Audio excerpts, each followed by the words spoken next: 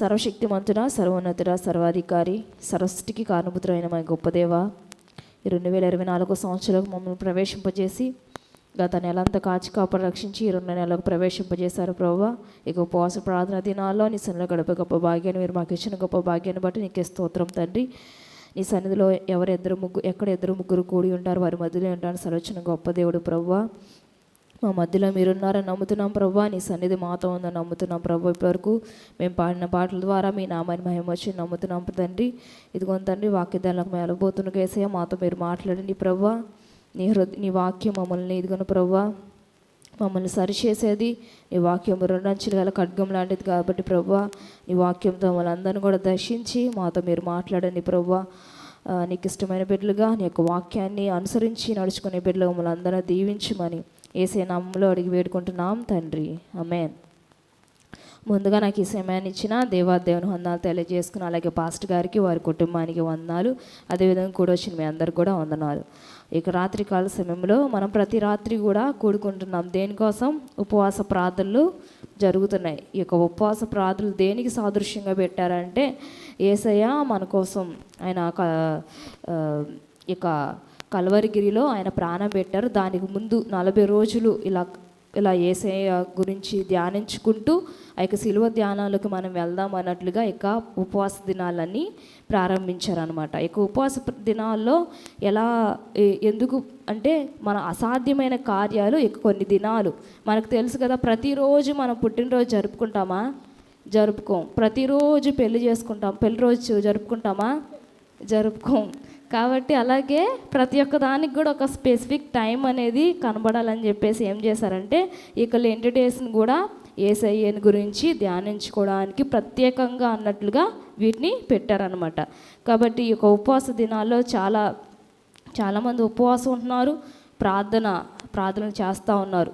కొన్నిసార్లు మనం ప్రార్థన చేస్తున్నప్పుడు దానికి సమాధానం రాకపోవడానికి కారణాలు ఏంటో కొన్ని విషయాలు మీకు ఆల్రెడీ తెలుసు. కానీ మళ్ళీ ఒకసారి మన వాక్యాన్ని మనం ధ్యానించుకొని ఏ విషయంలో మనం పడిపోయామో ఆ విషయాన్ని మనం గ్రహించుకొని మనం సరి చేసుకుందాం, దేవుని దగ్గర నుంచి ఆశీర్వాదాలు పొందుకుందాం. ఈ యొక్క రాత్రి కాల సమయంలో మనము బైబిల్ ఓపెన్ చేసి యెషయా గ్రంథము 59వ అధ్యాయము నేను చదువుతాను.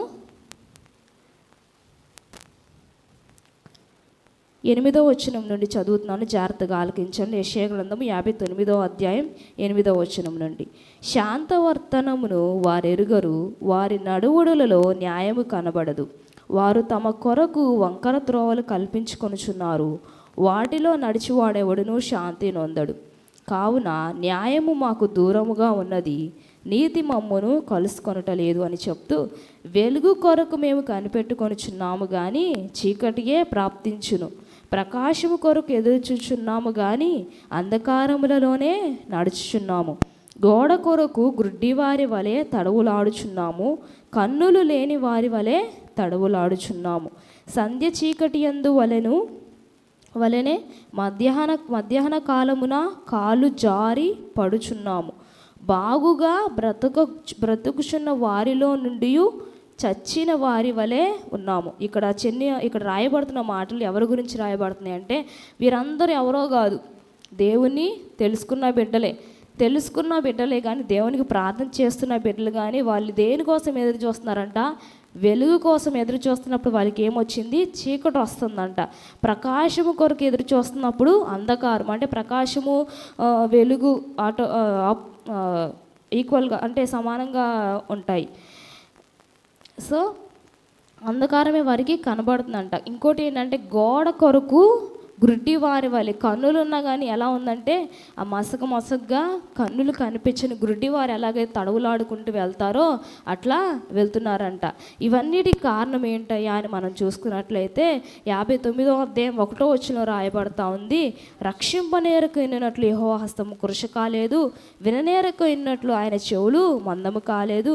మీ దోషములు మీకును మీ దేవునికిని అడ్డముగా వచ్చెను, మీ పాపములు ఆయన ముఖమును మీకు మరుగు చేశాను, కనుక ఆయన ఆలకింపుకున్నాడు. వీటన్నిటికి కారణం ఏంటంటే యెహోవా హస్తం అనేది కురచ కాలేదంట. రక్షింపనేరుకున్నట్లు ఆయన హస్తము కురచ కాలేదు, ఆయన చెవులు మందం కాలేదు. మనకందరూ తెలుసు కదా, ఏలియా ఇక్కడ బయలుదేవతకి ఇక ఏలియాకి మధ్య జరిగిన గొడవల్లో ఏలియా అదే అంటాడు, మీ దేవుడు నిద్రపోతున్నాడేమో, మీ దేవుడు సేద తీరుతున్నాడేమో, ఒకసారి గట్టిగా అరిచి పిలవండి అని చెప్తారనమాట. కానీ అలాంటి దేవుడు మన దేవుడు కాదు. ఇతర దేవతల్లాగా బొమ్మలాగా విగ్రహంలాగా ఉండి కన్నులుండి చూడక, చెవులుండి వెనక, నోరుండి మాట్లాడక, ఇంకా మనల్ని అర్థం చేసుకోలేనంత ఆయన ఉండడు అనమాట. ఆయన మనల్ని చూసే దేవుడు, మనతో మాట్లాడడానికి ఆయన ఇష్టపడే దేవుడు, మనతో ఆయన కలిసి జీవించడానికి, మనతో సహవాసం చేయడానికి ఆయన ఇష్టపడే దేవుడు. కానీ ఎందుకని మన ప్రార్థనలు మొట్టమొదటిగా ఎందుకు మన ప్రార్థనలు దేవుని సన్నిధిలోకి చేరట్లేదంటే మన పాపములు. మనం అనుకుంటాం పాపం అంటే ఏదో దొంగతనం చేస్తేనో, లేకపోతే వ్యభిచారం చేస్తేనో, లేకపోతే ఎవరి మీదైనా సాటీలు చెప్పుకుంటేనో, లేకపోతే ఆదివారం ప్రార్థనకి రాకపోతేనే, లేకపోతే ఇంకా ఏదేదో పెద్ద పెద్ద ఘోర పాపాలన్నింటినీ పాపాలు అనుకుంటాం. కానీ బైబిల్ గ్రంథం చెప్తుంది కదా, ఆజ్ఞాతిక్రమమే పాపము. ఈ బైబిల్లో కొన్ని ఆజ్ఞలు దేవుడు ఇచ్చాడు, ఈ పని నువ్వు చెయ్యాలి అని చెప్పింది చేయడమే, దాన్నే ఆజ్ఞ అంటారు. ఇప్పుడు నేను చెప్పాను అనుకో, దాన్ని ఏమంటారు, మాట అంటారు. ఇప్పుడు నేను చెప్పాను అనుకో, మీరు కొంతమంది చేయొచ్చు, చేయకపోవచ్చు. అదే చిన్నపిల్లలు సండే స్కూల్ దగ్గరికి వెళ్ళి అరే ఇది చెయ్యండి రా అన్నాను, వాళ్ళు చేస్తారా చేయరా? వాళ్ళ దగ్గర నా మాట చెల్లిది, ఎందుకంటే వాళ్ళకంటే నేను పెద్దదాన్ని కాబట్టి. మీ దగ్గర ఏంటంటే మీరు చెప్పింది నేను చేయాలి, మీకంటే నేను చిన్నదాన్ని కాబట్టి. అదే పాస్టర్ గారు చెప్తే అది చిన్నవాళ్ళైనా పెద్దవాళ్ళైనా అది అయ్యగారు కాబట్టి, దైవ సేవకుడు కాబట్టి అందరూ చేయాలి. అదే దేవుని దగ్గరికి వస్తే ఆయన చెప్పే మాట ఏమైందంటే ఆజ్ఞ అయింది. ఒక రాజు దగ్గర నుంచి వచ్చే మాట ఏమైంది, అతను మాట్లాడేది మాటే, కానీ అదేమైద్ది, ఆజ్ఞ అయింది అనమాట. కాబట్టి దేవుని దగ్గర నుంచి ఈ మాటలన్నీ కూడా దేవుడు రాసి పెట్టినవి మనకు అందరికీ తెలుసు. తిమోతికి రాసిన పత్రికలు రాయబడతా ఉంటుంది. ఈ మాటలన్నీ ఎవరు కూడా సొంత ఆలోచనలతో, వారి యొక్క సొంత మాటలతో రాయలేదు. ఇవన్నీ కూడా దేవుని యొక్క ఆత్మతో ప్రేరేపించబడిన వారే. ప్రతి ఒక్క మాట కూడా పరిశుద్ధమైన వాడు. దీంట్లో తప్పులు చాలా ఉన్నాయి. తప్పు చేసిన వారి మాటలు రాపిచ్చాడు దేవుడు, ఉప్పు చేసిన వారు, మంచిగా ఉన్న వారి జీవితాలు రాపిచ్చారు, కొన్ని మంచిగా లేనివి కూడా రాపిచ్చారు. ఎందుకంటే అవన్నీ తెలుసుకొని మనం ఏం చేయాలంటే వాటి ప్రకారం జీవించిన వారు ఎలా నాశనం అయిపోయారు, అలా నాశనం అయిపోకుండా మంచిగా జీవించిన వారు ఎలా మంచిగా ఆశీర్వాదాలు పొందుకున్నారో అలా ఆశీర్వాదాలు పొందుకోవాలని మాదిరికరమైన జీవితాన్ని దేవుడు మనకి చూపించడానికి బైబిల్ గ్రంథాన్ని రాసి ఉంచారు. కాబట్టి చాలామంది ఏం చేస్తారు, బైబిల్ని క్రిటిక్స్ అంటారు అనమాట. వాళ్ళు బైబిల్ ఇన్ని తప్పులు ఉన్నాయి, ఇది పరిశుద్ధమైన గ్రంథమా అని చెప్పేసి అంటూ ఉంటారు.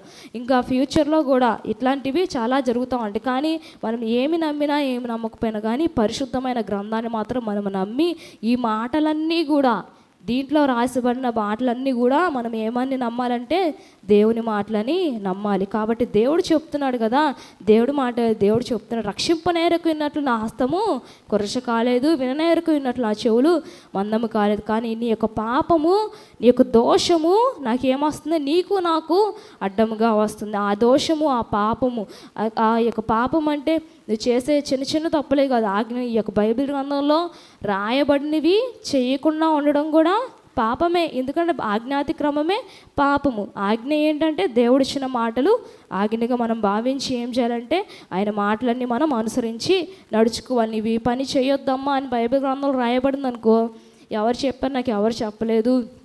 కొంతమంది అంటారు నేను చదువుకోలేదయ్యా, నాకు రాదయ్యా అంటూ ఉంటారు. చాలాసార్లు మనం బైబిల్ గ్రంథంలో మాట వింటనే ఉన్నాం. అదే కాకుండా దేవుడు మనలో ఏం పెట్టాడు తెలుసా, మంచి చెడులను వివేచించే జ్ఞానాన్ని పెట్టాడు. మనకి మన జంతువులకి ఉన్న తేడా ఏంటో తెలుసా, వాటికి కొన్నిటికి మంచి తెలిసిద్ది, కొన్నిటికి చెడు తెలిసిద్ది.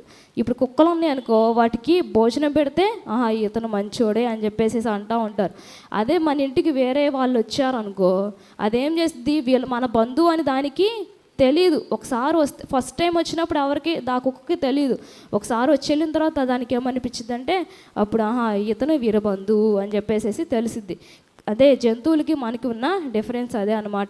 దేవుడు మనకి మంచి చెడును గ్రహించే జ్ఞానాన్ని చెప్పారు. నాకు ఎవరో చెప్పలేదయ్యా, నాకు తెలియదయ్యా ఈ మాట అనేది చాలా తప్పు మాట. చాలామంది ఏం చేస్తారంటే తప్పును ఒప్పుకోకుండా వేరే వాళ్ళ మీదకి నెట్టేస్తూ ఉంటారు. మనకందరికీ కూడా ఈ విషయం తెలిసింది. ఆదాము హవ్వ చేసింది కూడా అదే. కాబట్టి మనం ఇప్పటి నుంచైనా మనం నేర్చుకోవాల్సింది, తప్పు చేసావా ఒప్పుకోవాలి. అది నువ్వు చిన్న తప్పైనా పెద్ద తప్పైనా ఒప్పుకున్నావు అనుకో, నిన్ను చూసి నీ తరాల వారు, నీ బిడ్డలు నేర్చుకుంటారు. చాలామంది ఏం చేస్తారు, బిడ్డల ముందే తప్పు చేస్తూ ఉంటారు.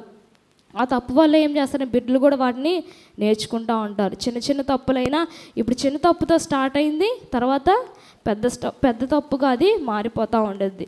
కాబట్టి ఇక్కడ దేవుడు చెప్తున్నట్లు ఏ పాపం, ఏ ఆజ్ఞను నువ్వు అతిక్రమించావు, దేవుడు చెప్పిన ఏ మాటని నువ్వు నిర్లక్ష్యం చేసావో ఒకసారి నువ్వే గ్రహించుకొని ఏం చేయాలని, ప్రభువా ఈ విషయంలో నేను తప్పిపోయాను ప్రభువా, ఈ పాపం ఈ యొక్క తప్పు నాలో ఉంది ప్రభువా, నా తప్పును క్షమించి నీ యొక్క సన్నిధిలో నాకు ప్రార్థన చేర్చుకొని ప్రభు అని మనం దేవుని సన్నిధిలో ప్రార్థించాలి. అప్పుడు ప్రార్థన చేసినప్పుడు దేవుడు ఏం చేస్తారంటే, మనకు కావాల్సిన దేవుడు ప్రతి ఒక్కడు కూడా దేవుడు మనకి అనుగ్రహిస్తారు. ఆయన ఆలకించే దేవుడు అనమాట.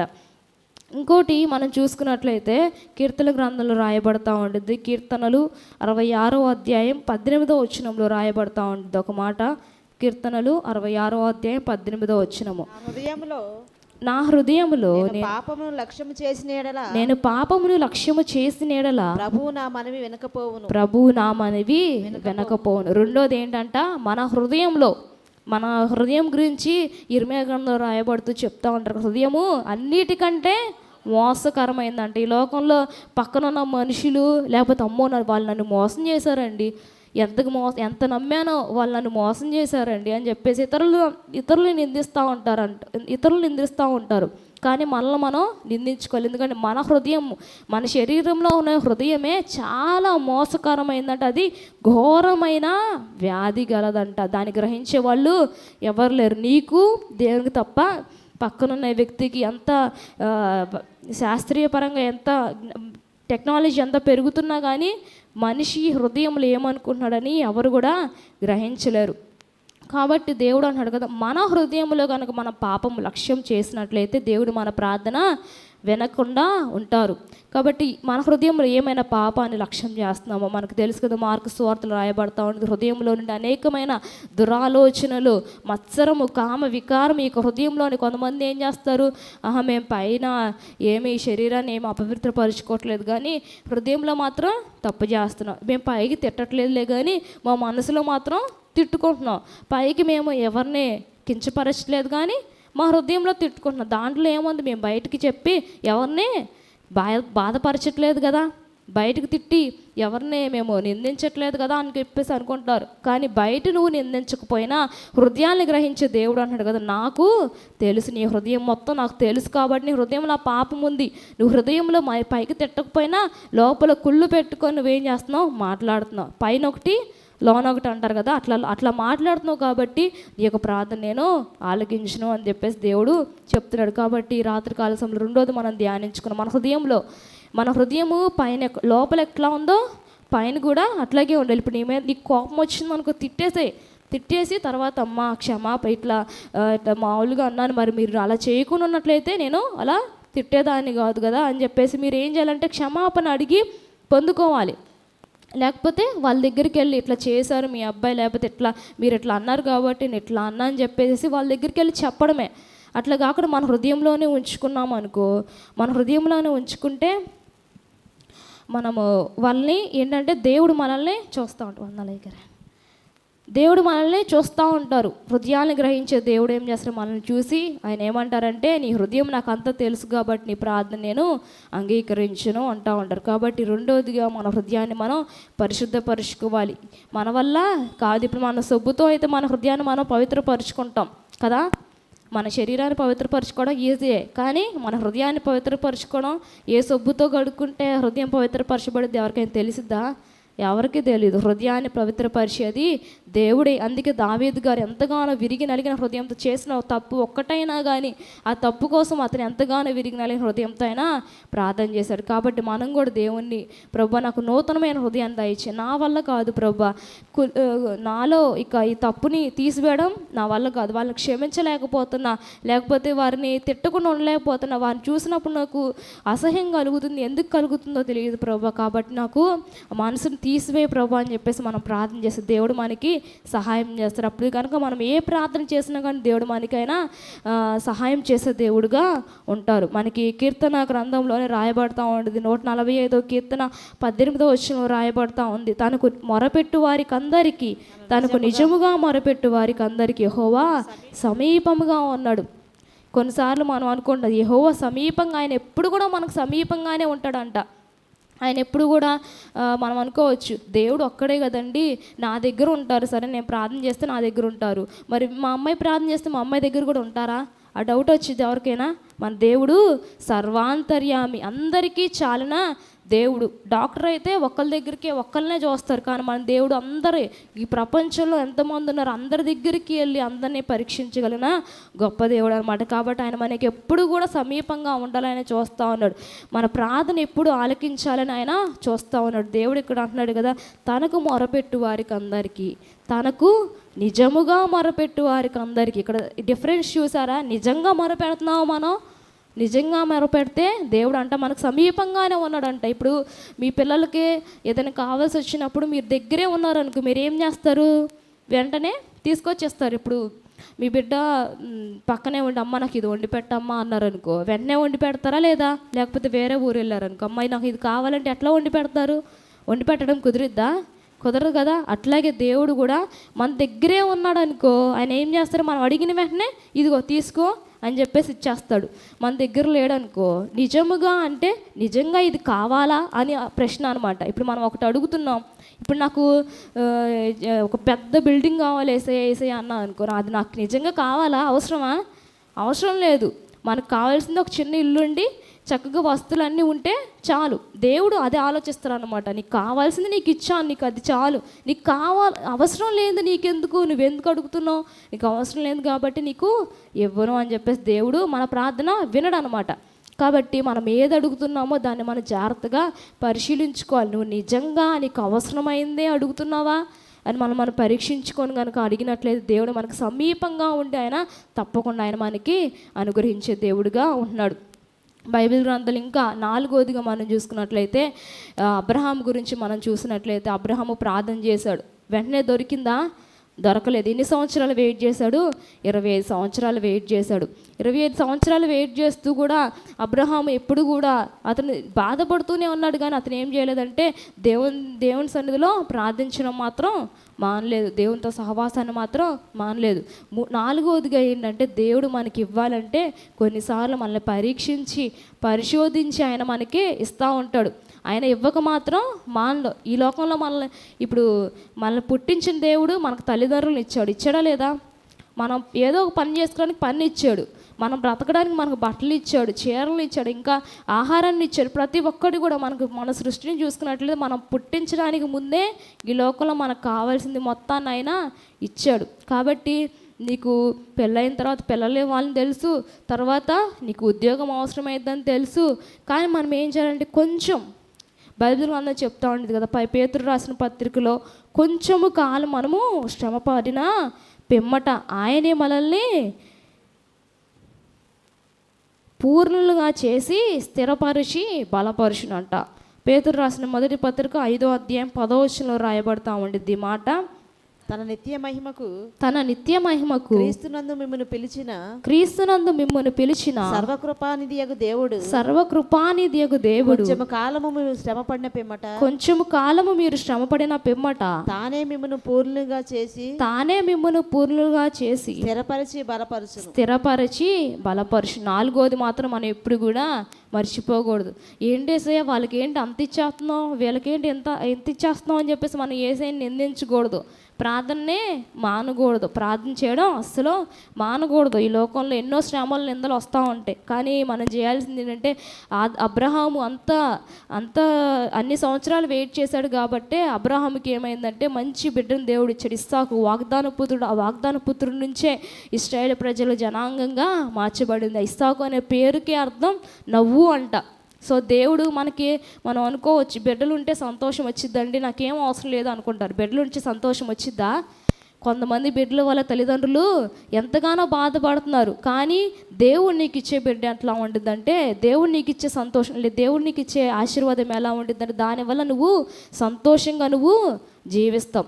ఇస్సాకు పుట్టింది మనం ఇష్మాయేల్ ఇంకా చాలామంది పుట్టారులే, కానీ అబ్రహాం గురించి చెప్పుకునేటప్పుడు అబ్రహాం కుమారుడు ఎవరయ్యా అంటే ఇస్సాక్ అనే చెప్తాం. వాగ్దాన పుత్రుడిగా దేవుడు ఇచ్చాడు. ఎంతమంది కొడుకులున్నా ఒకడు చాలా అన్నట్లుగా ఉంటుంది చూసారా, అట్లా అనమాట. దేవుడు అంత మంచి బిడ్డలను దేవుడు మనకిస్తాడు. ఒకవేళ దేని గురించైనా మనం దేని గురించి బాధపడినా కానీ ఒకవేళ ఆలస్యమైనట్లయితే దానికంటే దేవుడు మంచిది, చాలా శ్రేష్టమైంది మనకి ఇవ్వాలని దేవుడు చూస్తూ ఉంటాడు. మత్తయి సువార్తలో కూడా అదే రాయబడినది. ఒక పిల్లవాడు ఎవరైనా సరే రొట్టెని అడిగితే తండ్రి రాతినిస్తాడా, చేపని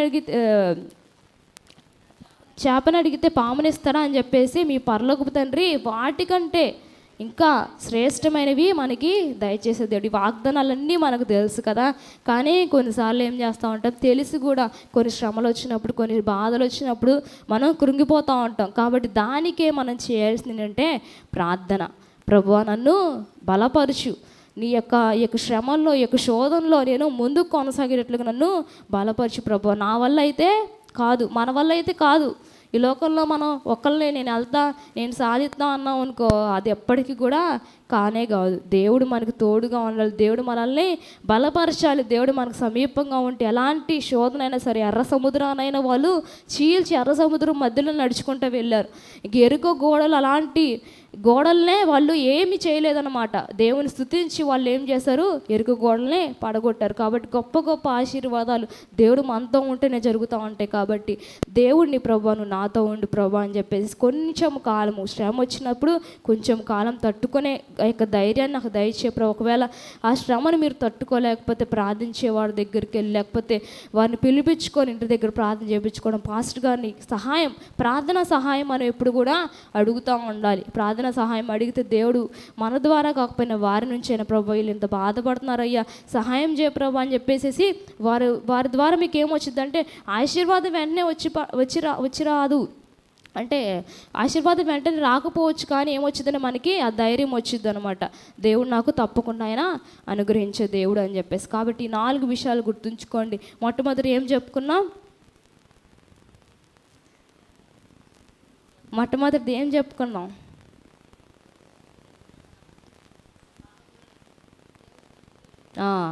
ఏంటది, మన పాపములను ఆయనకి అడ్డుగా ఉన్నాయి. కాబట్టి మన పాపాలను మనం ఒప్పుకొని, చిన్న తప్పైనా పెద్ద తప్పైనా మనం ఏం చేయాలంటే దాన్ని ఒప్పుకోవాలి. జాగ్రత్తగా ఆలకించిన దేవుని యొక్క మాటలు, వాక్యం వినకుండా మనం ప్రార్థన చేసుకున్నట్లయితే, మనం వాక్యం ప్రార్థన చేస్తున్నాం కానీ దేవుని యొక్క మాట మనం ఆలకించినట్లయితే మనలో ఉన్న లోపాలు ఆయన తెలియజేస్తున్నప్పుడు అది ఒప్పుకొని ప్రార్థన చేస్తే మనకి ప్రతిఫలం అనేది ఉంటుంది. కాబట్టి పాపాలని ఒప్పుకోండి, ఏ చిన్న పాపమైనా పెద్ద పాపమైనా. రెండోది, మన హృదయంలో ఎటువంటి పాపాన్ని కూడా అంటే ఇతరుల మీద ద్వేషాన్ని కానీ, లేకపోతే ఇతరుల మీద అసూయని బయట అనకపోయినా లోపల తిట్టుకోవడం, లోపలికి ఎవరి మీద కోపం ఉంటే వెంటనే తిట్టేసింది, అది తప్పు కాదు. కానీ లోపల ఉంచుకున్నాం అనుకో, మన హృదయం ఏంటంటే మనకు తెలుసు కదా. ఇక సౌలుకు దావీదు గురించి చెప్పుకున్నప్పుడు సౌలుకి ఫస్ట్ అతని మీద కొంచెం అసూయే కలిగింది, తర్వాత విషపు చూపు, తర్వాత ఇంకా చాలా అతన్ని చంపేయాలన్నంత దూరం వెళ్ళిపోయింది. కాబట్టి అంత దూరం మనం తెచ్చుకోకుండా ఎవరి మీద కోపం వచ్చిందనుకు తిట్టేసి తర్వాత అమ్మ ఇట్లా చేయకుండా ఉండాల్సింది కదా అని చెప్పేసి సర్దుకొని చెప్పుకోండి. తర్వాత మూడోది, మనం నిజముగా మొరపెడితే, నిజముగా అంటే మనకు అవసరమైంది ఏదో అదే దేవుణ్ణి అడిగి పొందుకోవాలి. నాలుగవదిగా కొంచెం శ్రమ పడిన పిమ్మట, అబ్రహాముని ముందు పెట్టుకొని, ప్రభు ఇన్ని సంవత్సరాలు శ్రమ పడినా కానీ అబ్రహాంకి ఇచ్చావు, నాకు కూడా ఇస్తావు, ఎన్ని సంవత్సరాలైనా ఇస్తావు, అంతవరకు నన్ను బ్రతికించుంచు, అంతవరకు నన్ను బ్రతికించుంచి నీ సన్నిధిలో సాక్షిగా నన్ను నిలబెట్టుకో, నీ సన్నిధిలో అనేక మంది నేను సాక్షిగా నిలబడతాను ప్రభా, నాకు ధైర్యాన్ని ఇవ్వు ప్రభా అని చెప్పేసి ప్రార్థన చేసుకొని. శ్రమ అంటే నిజంగానే నిరాశ వచ్చింది, నిరాశ రాకుండా ఉంటే అది మనిషే కాదు మనం, అంతే కదా. బాధ దుఃఖం అవన్నీ రావాలి, అప్పుడు వస్తేనే మనం బ్రతుకున్నట్టు. ఇప్పుడు మీరు తెలుసా, చిన్నపిల్లలు పుట్టిన వెంటనే ఏం చేస్తారు, కొడతారు, వాడు ఏడవాలి, ఏడిస్తేనే బ్రతుకున్నట్టు, లేకపోతే చచ్చిపోయినట్టే. కాబట్టి మనుషులు అన్నాక బాధలు నిరాశలు అన్నీ కంపల్సరీగా వస్తాయంటాయి, కానీ మనం ఏం చేయాలంటే ప్రార్థనా సహాయంతో మనం ముందుకు కొనసాగే వ్యక్తులుగా ఉండాలి. అట్టి కృపణ దేవుడు మన అందరికీ దయచేయను గాక. చిన్న ప్రార్థన చేసుకుందాం.